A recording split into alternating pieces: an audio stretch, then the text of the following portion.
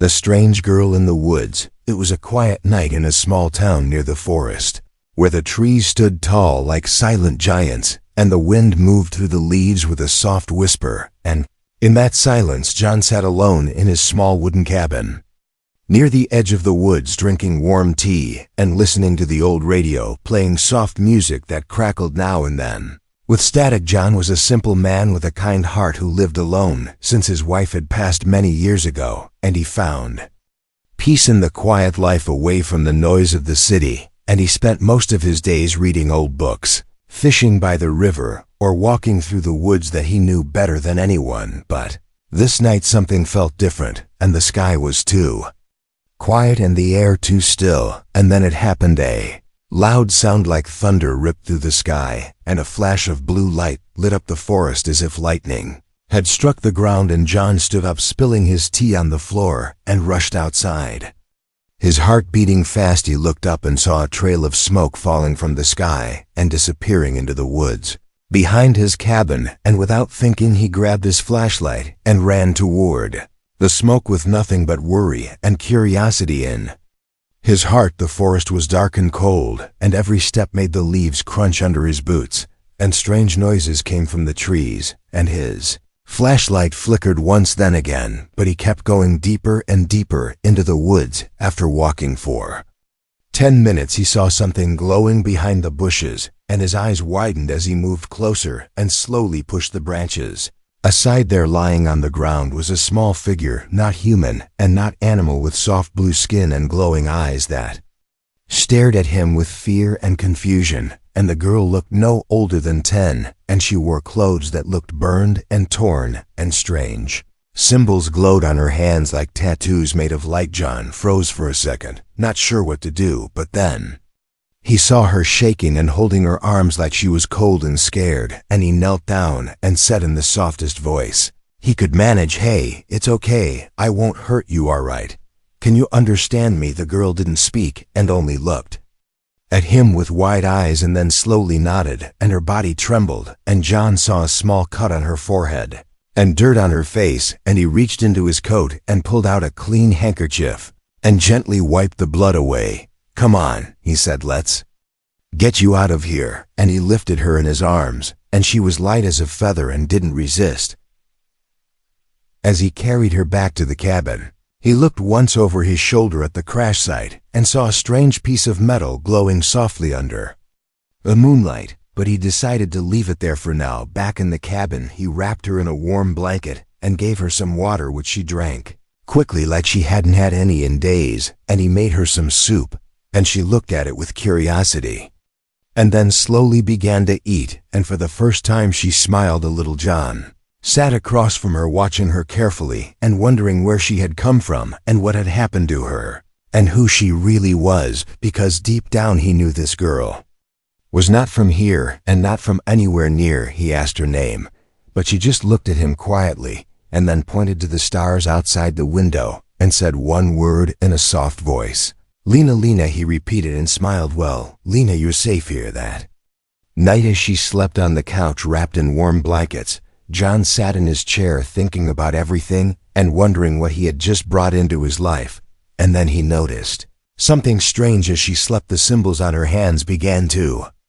glow again, slowly like breathing, and a soft humming sound filled the room and then disappeared. And John leaned closer and saw her face calm and peaceful, like she was dreaming of something far away. He whispered, "Who are you? Where did you come from?" But she did not answer. In the corner of the room, his old radio started to make static noises again, and for a moment the music changed to a strange voice, speaking in a language he had never heard, and then it went back to normal. John looked around the room and felt a chill down his spine, but he stayed calm and watched over Lena all night. The forest was quiet again, and the stars shone above, but somewhere in the darkness beyond the trees, something watched and waited, and the story of the strange girl in the woods was only just beginning. Adopted from the stars.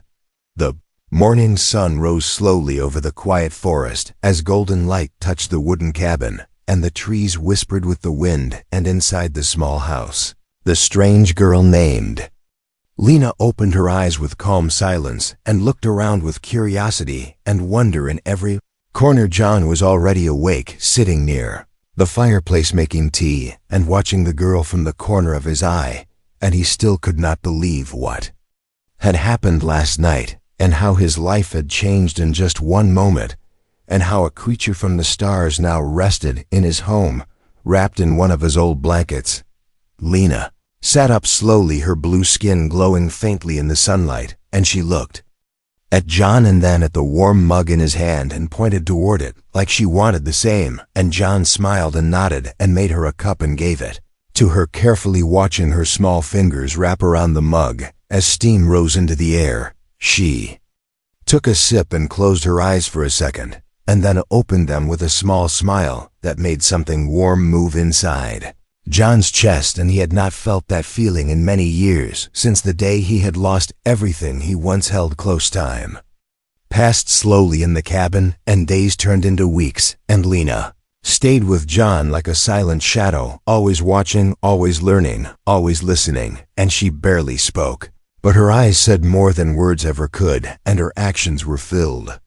with strange grace and quiet sadness. She learned quickly how to use the kettle, how to turn pages in a book, how to copy English words by watching old videos on John's dusty television, and though she never explained where she came from, she would sometimes sit by the window and stare at the stars with tears in her eyes and draw strange patterns in the air with her glowing fingers. One night John asked again gently, "Where are you from, Lena?" And she looked at him with a long pause, and then pointed upward slowly toward the night sky and whispered home with a voice filled with both love and loss, and John felt that her heart still belonged to a place far beyond the clouds. The next morning something strange happened, and it was something that made John's hands shake and his heart stop for a moment, because while cleaning the floor near her blanket he found a small object shaped like a coin, but not made of any metal he had ever seen before, and it shimmered with colors that changed when the light touched it, and symbols moved across its surface like waves on water. He picked it up carefully and called her name, and when she saw it, she rushed over with a look of panic and grabbed it from his hand and held it close to her chest, like it was the last piece of something very important. And she said in a low voice, "Not for Earth." And John knew he had touched something sacred. That same day, as the sky turned red with sunset and the birds flew across the horizon, Lena sat near the river not far from the house and placed the coin into the ground, and as she did, a small hologram rose into the air, showing a woman with the same glowing skin and soft eyes, and behind her a world unlike any John had ever imagined, filled with tall towers and flying ships and strange moons. The woman in the hologram spoke in a language he did not know, but Lena watched with tears falling and her hand reaching toward the image like she could touch her, and when the message ended, the coin turned dark and cold, and Lena buried it again in silence. That night Lena finally spoke more and told John in broken English that there had been war, that her home was attacked, and she was sent away to be safe, but the ship broke and she crashed here, and she did not know if anyone was still alive or if she was truly alone in the universe. John listened quietly and said no child should face such a thing, and he promised her that no matter where she was from, she now had a home here, and he would take care of her like she was his own. Lena smiled, and for the first time she hugged him tight, with her small arms glowing faintly, and he felt something inside him heal, something that had been broken for a long time. From that day she began calling him Dad and followed him everywhere and helped with small tasks around the cabin, and each night she stared at the stars and whispered to them in her own tongue, and John could only wonder what secrets floated above him in the dark sky. But unknown to them, far away across the stars, a signal had been received, and something or someone had learned where the lost child had landed, and what had been hidden was now awake and watching. And soon the quiet forest would no longer be safe, because the stars had begun to speak again. Visitors in the sky was dark and heavy with clouds, and the wind moved through the trees like a whisper of something coming closer, and John stood on the porch with Lena beside him, watching the stars disappear behind the gray curtain above. Them in the air felt strange, like it was waiting for something to happen. Lena held her blanket tightly around her shoulders, and her glowing eyes looked toward the sky as if she could see something beyond the clouds, something far away that others could not see. And John looked at her with quiet worry in his heart, because for the last 3 nights, Lena had been restless, unable to sleep, walking back and forth near the windows and whispering in a language that made the lights flicker. It started with small things: the wind changing direction, the animals going silent, the radio catching strange signals filled with static and soft voices that faded quickly before John could record them, and even the birds that once filled the trees with song had flown away as if they knew danger was near. Then one morning a loud sound came from the sky like thunder, but without clouds, and people in town looked up and pointed as a bright flash moved across the sky and disappeared behind the hills, and phones started ringing, and news channels began to show blurry videos of something fast and silver flying across the sky without wings and without sound. John watched the screen with Lena beside him, her face pale, her body stiff, and when the screen showed a small flash in the clouds, she whispered a single word: "They." And John turned toward her and asked who, but she did not speak again, and her eyes stayed locked on the screen. Later that night, Lena sat near the fireplace with her knees pulled to her chest and her glowing hands pressed together as if in prayer, and John sat near her with his old notebook filled with questions he had never asked, and slowly he opened it and said, "Lena, are they coming for you?" And she stayed silent, but her eyes said yes, and her body trembled like she knew what would follow. Suddenly, the lights in the cabin went out, and the fire dimmed as if something had touched the air and pulled the warmth away, and Lena stood up quickly and looked toward the window and said in a quiet voice, "Not safe, not safe." And before John could ask anything, the ground shook slightly, like something heavy had landed not far away. John grabbed the flashlight and stepped outside, and what he saw made him freeze, because across the sky above the trees, something was floating, something dark and silent, shaped like a triangle with lights that moved slowly across its surface, and it hovered there as if watching and waiting, and then it disappeared behind the hills just as quickly as it came. He turned back and found Lena staring at the same spot, with her hand raised and her eyes glowing brighter than ever, and she whispered again, "They," and her voice cracked like she was holding back fear that had been buried deep inside. The next morning, strange signs were found in the forest trees, with perfect cuts in their bark circles burned into the grass without fire, small stones floating for seconds before falling back, and John knew that something had changed, and nothing would ever be the same again. That evening, Lena sat alone near the river, holding the strange coin again and whispering words into the wind. And as the sun went down, a beam of blue light rose from the coin, and a new message appeared in the air, showing a figure in dark armor with red eyes, and a voice that spoke in a cold, sharp tone that made the air feel thin. And Lena closed her eyes and said, "He is the hunter, and he will not stop until I am found." John asked, "Who is he?" And Lena opened her eyes and said, "He was sent by the ones who took my home, and he searches for the royal blood, because I am the last, and if he finds me, he will end everything and take the light from the stars." John looked at her and said, "Then we must hide, and we must protect you." And Lena shook her head slowly and said, "Hiding will not work anymore, because the sky has already spoken, and the signal is out, and soon they will all come, not just one." That night Lena did not sleep, and neither did John, and they sat in silence as the stars moved above, and the sky watched with eyes unseen. And far beyond the earth, a fleet of ships began to change course, moving toward the blue planet with one mission and one name whispered through space: Lena. And as the fire in the cabin burned low and the shadows grew long, the countdown to the true beginning had already started, and Earth would soon learn it was never alone. She is not one of us. The sun did not rise that morning with its usual golden smile, and the sky was covered in gray like it was hiding something, and the wind had stopped moving,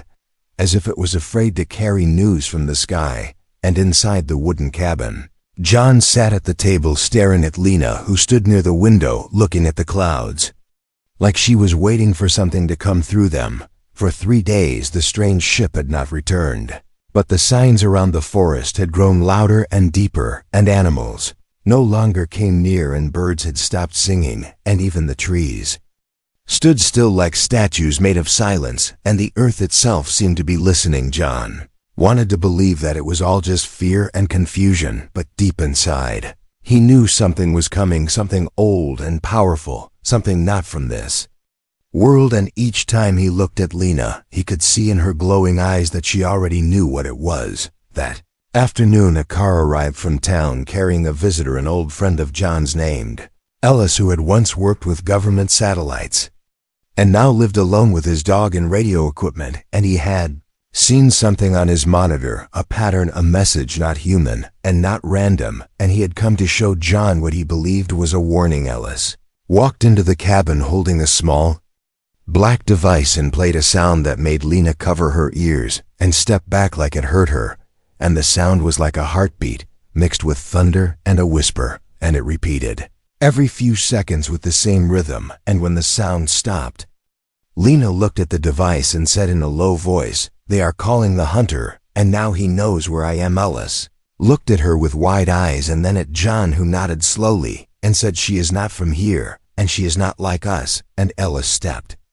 back with fear in his face and asked, "What is she, and where did she come from?" And Lena turned to him and said, "I came from a place filled with light and beauty and war, and now that place is gone, because they wanted power and they took it by force. And I was sent away so I could live, so I could return one day when the stars were ready." Ellis shook his head and said, "This is madness, and this girl cannot stay here, and if others come more dangerous than her, then we will all be in danger, and we need to tell someone, we need to call someone." But John stood up and said, "If you tell the world, they will lock her away and use her and fear her, and she is just a child, and she is my child." Now Lena stepped forward and placed her hand on Ellis's chest, and for a moment he saw her memories, her home planet, the fire in the skies, the cries of the people, the fall of the towers, and the dark ships moving like shadows through light. And he fell to his knees as tears filled his eyes, and he said, I saw it all, and she is not lying." Later that evening, Lena stood outside in the open field behind the cabin and raised her hands toward the sky and spoke in her ancient tongue, and a soft blue light surrounded her body and rose into the air like a beam that touched the clouds and then faded into nothing. And John walked to her and asked, "What did you do?" And she said, "I sent a message to the last ones who may still live, and now they will know I am alive." That night the wind returned, and the stars were bright and quiet. But in the heart of the forest something moved, something large and cold and not born of earth. And it watched the cabin from the shadows with red eyes glowing like fireflies in the dark, and it said nothing, and it waited inside. Lena sat beside John and asked if he believed she was dangerous, and John said, "No, I believe you are scared and brave and strong, and you are not one of us, but you are still mine, and I will fight for you if I must, and I will keep you safe until the stars forget your name." Suddenly the radio came alive with static, and then a voice not human began to speak, and it said, "The princess has been marked, and the hunter is near, and no wall, no tree, no world will hide her now." And then the signal ended with a sound like metal breaking under water, and the room went silent. Lena looked at the door and whispered, "He has arrived." And John grabbed the old rifle from the corner and said, "Then let him come, because we are not afraid." And beyond the trees and the cold shadows, the hunter took one step closer with his mind locked on the light that had once escaped him and now called itself Daughter of Earth. Secrets of the Lost Planet. The night sky was no longer silent, and the stars above were no longer distant, and the wind carried strange whispers. As Lena stood beside the old radio tower near the hills, her hands glowing with light as she touched the metal and sent a signal not meant for human ears, and John stood nearby with a backpack in his hand, watching her in silence as the air around them shimmered like water under sunlight. Ellis had returned to town, unable to handle the weight of what he had seen, and the forest now felt different, with every leaf, every branch, every sound holding its breath waiting for something to arrive or awaken or break, and Lena looked at John and said the time is now and the window is open, but not for long, and John asked what window, and she pointed toward the stars and said the gate between worlds, and I can open it because I still carry the key. John nodded without a word and followed her as she walked into the forest past the trees, rocks, to the place where the air hummed with quiet energy and the ground beneath their feet had marks not made by machines or animals, and Lena knelt down and placed both hands on the earth and whispered words in a language not found in any book. And a circle of blue light rose around them, and the forest disappeared in a flash of silence. When John opened his eyes, he saw a sky with two suns and mountains floating in the air, and rivers glowing with silver and trees taller than towers, and, above all things, a broken moon hanging in the sky like a wound that never healed. And Lena stood beside him with tears on her face and said, "This was my home once before the war, before the fire, before I was sent away." They walked across the glowing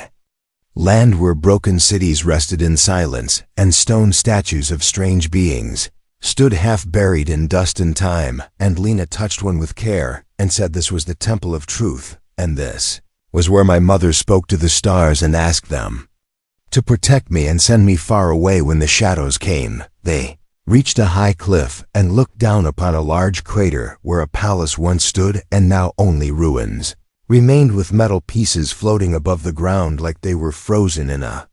moment from the past. And in the center a tree grew with golden leaves and light falling from its branches, and Lena walked to it and placed her hand on its bark, and a soft voice filled the air, speaking in her language, and John felt a wave of peace and sorrow at the same time. Lena turned to John and said, "This tree remembers all, and it carries the memory of my people, and I can show you what happened if you are willing." And John stepped forward and took her hand, and in a moment he saw visions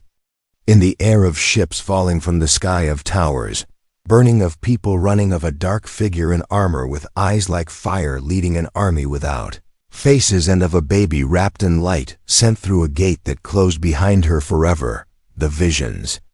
ended, and John stood there breathing heavy with his eyes full of images he could never explain, and he looked at Lena and said, "You were never just a girl lost in the woods. You were a light hidden in the dark, and now I understand why they fear you." Suddenly a sound echoed across the sky like thunder mixed with metal, and Lena looked up and said, "They followed, and the hunter is here, and this place is no longer safe, and we must reach the Hall of Echoes before the sun sets, or he will find us, and he will destroy what remains of the old blood." They ran across the stone bridge that floated above a sea of clouds and reached a great gate carved into a mountain with symbols that glowed when Lena touched them, and the gate opened slowly, revealing a vast chamber filled with floating crystals that hummed with voices and lights, and in the center, a chair made of silver and flame waited in silence. Lena walked to the chair and placed the glowing coin from earth into its arm, and the crystals around her lit up one by one, showing faces of people who once ruled this world, and among them her mother and her father, and their voices spoke as one, saying, "Daughter of light, the stars remember, and your return has been written." John watched from the side as Lena stood tall and proud, her face no longer afraid, her hands steady and her eyes shining with the strength of a queen, and he realized that the girl he had found in the woods was never meant to hide forever, and the time had come for her to rise far above the skies beyond the clouds. A shadow moved across the stars with red fire burning behind it, and the hunter whispered through the wind, "I have found you, war among the stars." The sky burned with colors that did not belong to Earth or any world John had ever seen, and ships made of silver and shadow flew across the clouds, while the broken moon cast long silent light on the land below, where rebels had gathered with fear and hope in their eyes. And Lena stood before them wearing a robe that shimmered with the history of her people, and in her hand she held the staff of the royal line, which only responded to the true blood of the stars. The Hall of Echoes had awakened the old power and revealed secrets long hidden and names long forgotten, and now the time had come to reclaim what was lost and to stand against the hunter who had crossed galaxies with only one mission to erase the last ember of the royal fire. John stood beside her in armor given by the keepers of the crystal vault, and though he was only a man from Earth, the others looked at him with respect because he had crossed into their world, not with greed, but with heart, and the bond he shared with Lena was stronger than any shield or weapon. Across the valley, the ground trembled, and lights began to rise like fireflies made of metal and darkness, and the Hunter's army appeared silent and endless, with machines that walked without sound and eyes that glowed with the hunger of command. And above them, the Hunter himself floated in a vessel shaped like a claw, reaching for the last piece of what he could not control. Lena walked to the edge of the cliff and raised her voice in the ancient language, and the wind carried her words to every ear and every heart. And she said, "We are not broken, we are not forgotten, and today we rise not to escape fear, but to face it with light and love and fire." The rebels cheered and lifted their hands and weapons, and lights rose from the ground as the shield around the sacred land dissolved, and the battle began with a sound like thunder mixed with song, and the sky filled with flashes and shadows and screams that echoed through time. John fought beside warriors with 4 arms and wings of light, and he used his rifle and sword and everything he had learned in the forests of Earth, and he moved not like a soldier, but like a father protecting a future that had chosen him without question. Lena flew across the battlefield with her staff glowing brighter than the sun's, and every strike she made sent waves of energy that knocked back the enemy, and her voice called lightning from the sky, and the rebels followed her like a flame in the dark that would never fade. But the Hunter was not a creature of fear or weakness, and he moved through the battle untouched and silent, and every step he took made the ground crack and the lights dim. And when he finally reached the temple gate, he spoke with a voice like ice and fire, and said, "The child is mine and the crown is mine, and no light shall survive this day." Lena faced him alone, her feet firm on the stones of her ancestors, and her eyes filled with tears and fire. And she said, "You took my family, you broke my world, but you will not take my name, because I remember who I am, and I'm not yours to destroy." They clashed in the air above the temple, while the sky split open, and the moons turned red, and their powers struck like storms across the land, and even time itself seemed to slow as the final pieces of destiny moved into place. John watched from below, his voice lost in the chaos, but his heart steady, and he knew that this battle was not just for a world he had never known, but for a child he had held in his arms on a cold night in a quiet forest. With a final cry, Lena summoned the full memory of her blood, and the spirits of her people rose from the ground in light and song, and wrapped around her like a shield made of stars, and she struck the Hunter with the light of 1,000 voices, and the sky answered with silence. The Hunter fell like a shadow pulled back into the void, and his army vanished like smoke in the wind, and the land fell quiet again for the first time in 100 years, and the people looked up and saw not fear, but hope in the face of their new queen. Lena stood alone above the battlefield, with her staff raised high and her robe flowing like fire in the wind, and she looked at John with a smile that reached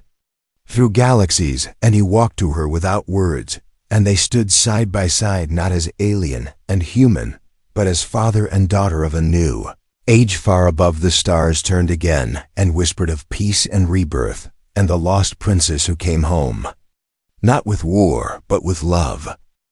The devoted princess. Sky above the ancient palace was calm for the first time in 100 years, and the clouds drifted like soft feathers across the twin suns, and the air no longer carried fear but peace and quiet and light. And Lena stood on the highest balcony, looking down at the people who had once been lost and broken, but now stood tall with hope in their eyes and pride in their hearts. She wore the crown of her mother, shaped like the stars and the fire and the truth, and her robe flowed like the wind across the mountains, and her staff rested beside her, glowing with the pulse of her ancestors, and her eyes were steady, not with pride or power, but with love and memory. John stood behind her in silence, dressed not as a warrior, but as a guardian and a father, and though the stars were not his, and the sky was not his home, He belonged there because of one reason only: his heart had found a daughter in the woods, and that daughter had become a queen, the people called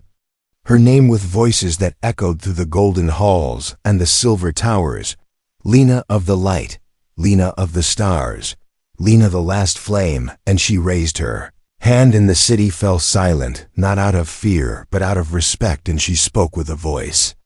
that was both soft and strong. She said, "I came to this world as a child sent away in fear and darkness. I slept under trees and walked through cold winds. I forgot my name and my story, and I thought I was alone, but the stars never forgot, and neither did the earth, because it gave me a home, and it gave me a father, and I became more than a lost girl. I became both of my worlds, and now I choose to be a bridge, not a wall." The people bowed their heads and lifted their hands in unity, and the sky responded with soft light falling like snow without cold, and the old trees of the mountain bloomed again after decades of silence, and even the rivers began to sing. In the days that followed, Lena worked with both memory and hope, and she rebuilt the towers,